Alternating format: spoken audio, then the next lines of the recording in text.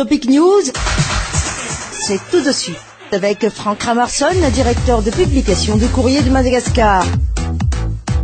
Bonjour à tous, bienvenue dans Topic News. Bonjour Franck Ramarson. Bonjour Nicole et bonjour à tous nos auditeurs de ce matin. Alors l'actualité internationale du moment, c'est la situation en Égypte, la violence de la répression à l'encontre des manifestants pro-Morsi qui a donc fait des centaines de morts. L'Égypte qui est aussi un pays en pleine transition comme Madagascar. Comment analysez-vous cette situation dans ce pays? Il ne faut pas, comparer l'incomparable. Ce qui se passe en Égypte aujourd'hui, c'est une réaction, de violence par rapport donc à la situation interne, parce que donc il y a eu ce changement de régime depuis quelques mois, depuis le 4 juillet, 3 juillet je crois, lorsque les militaires se sont, rendus responsables de la chute de M. Mohamed Morsi. La situation était devenue grave en ce temps-là, puisque Mohamed Morsi, qui a accédé au pouvoir par la voie des urnes, donc légitimement élu, a pris certaines mesures depuis 1 an et demi qui n'ont pas plu en fait et qui ont déçu la population égyptienne. Et notamment donc cette radicalisation vers l'islam, alors que lui-même, le Mohamed Morsi, a été donc un des candidats favoris des États-Unis. Ce qu'il faut quand même savoir, parce que c'était quelqu'un qui a été formé aux États-Unis et que son élection a été saluée par les Américains en ce temps-là. Les Américains donc se sont rendus responsables, d'après certains analystes, du fait que c'est elle qui finance en grande partie l'armée égyptienne. Et c'est l'armée égyptienne qui a pris ses responsabilités en renversant Mohamed Morsi. Et que maintenant, il y a un retour de manivelle de la part des frères musulmans qui n'acceptent pas ce coup d'État comme ils l'annoncent. Et je crois que aujourd'hui, l'armée qui veut à tout prix se maintenir au pouvoir, peut-être elle a des belles intentions pour faire de nouveau de l'Égypte un pays libéral, donc ne plie pas aux exigences donc des frères musulmans qu'ils accusent d'être des terroristes. Donc c'est peut-être là qu'il y a, ne comparons pas l'incomparable, parce que ici à Madagascar, il n'y a pas une armée qui réprime la population. Il n'y a pas aussi donc autant de manifestants qui sortent dans la rue. Et s'il y a un changement de régime qu'il faut maintenant accélérer ici, c'est le retour à l'ordre constitutionnel, et que c'est par le biais des élections. Donc là, ne comparons pas l'incomparable, parce que nous n'avons pas le même esprit que les Égyptiens, c'est-à-dire que nous sommes donc quand même des esprits pacifistes, même s'il y a eu des événements 2009-2001, donc ça n'a pas pris des proportions grandissantes comme il se passe en Afrique et que ce qui s'est passé en Tunisie ou en Égypte. Donc voilà ce que j'en pense un peu de cette situation égyptienne qui, espérons-le, ne s'aggravera plus, parce que effectivement ça devient une guerre de religion entre les Coptes et les musulmans. Et bon, on revient à Madagascar. Justement, la nouvelle CES vient de rendre sa décision samedi dernier et a écarté les 3 candidatures controversées.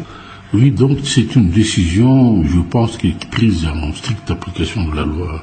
Donc les membres de la CES n'ont fait que, appliquer le droit et dire le droit. Et comme la CES est une institution judiciaire, donc il n'a fait qu'examiner les papiers qui sont conformes avec les textes en vigueur. Donc là, il n'y a plus eu donc d'avis, de considération politique dans la manière donc de juger les candidatures qui étaient déjà acceptées au départ. Il y a ce qu'on appelle donc une révision. Et là donc les 3 candidats, à l'instar de la Laura Valman, de André Azuel et Didier Ratsib, ont été rayés de la liste. Donc en vertu de la révision de la liste publiée le 3 mai. Donc les membres de CES se sont penchés sur les textes du code électoral et ceux relatifs à l'élection du premier président de la République. Donc les 3 candidats n'ont pas pu fournir les éléments requis pour défendre le maintien de leur candidature. Et en plus de ça, il y a eu d'autres candidats qui ont été accusés de ne pas avoir résidé à Madagascar 6 mois avant la date donc du 25 avril 2013. Et parmi donc ces candidats qui ont été éliminés, disqualifiés, il y en a même qui ont été flagrant délit donc de faux usage de faux pour les certificats de résidence. Donc moi je pense que maintenant Y a-t-il eu satisfaction de la part donc de la population, de la communauté internationale? Moi, je pense que c'est au niveau maintenant de la processus électoral qu'il faut maintenant accélérer, que donc on est revenu dans le champ de la légalité et espérons que demain, après-demain, les candidats disqualifiés ne vont pas exprimer leur frustration dans la rue, parce que ce serait quand même inadmissible qu'on va encore revenir à des situations de 2009 ou de 2002. Je regrette que des ministres du gouvernement de transition, des membres de la présidence s'expriment, je dis, de la souveraineté, en employant même des vocabulaires qui sont, je dirais, irrévérencieux, inaptes donc à la situation actuelle. Justement, il y en a beaucoup qui s'insurgent contre la pression internationale qu'aurait subie la CES. Quelle pression internationale la CES? S'ils ont voulu céder à la pression internationale, ils auraient donc aussi interdit les candidats qui étaient sanctionnés par l'Union africaine, c'est-à-dire les 109, sanctionnés en 2010 pour ne pas avoir respecté donc la charte de Maputo, donc avoir fait complice d'unilatéralisme dans la formation du gouvernement vital.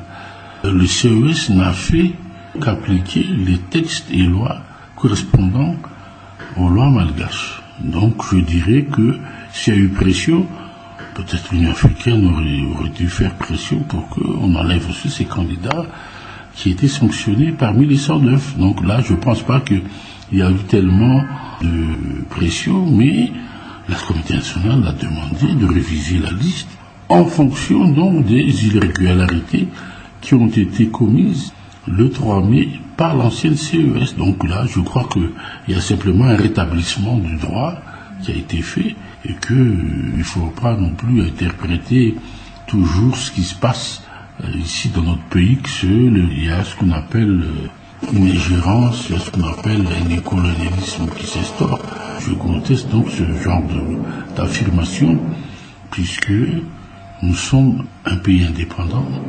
Nous avons voulu déjà aller vers le rétablissement de l'ordre constitutionnel dès 2009, mais ce sont les acteurs malgaches qui n'ont pas répondu présent à toutes ces sollicitations de la communauté internationale. Donc là, maintenant, on a fait fi donc des recommandations au départ pour le Nini.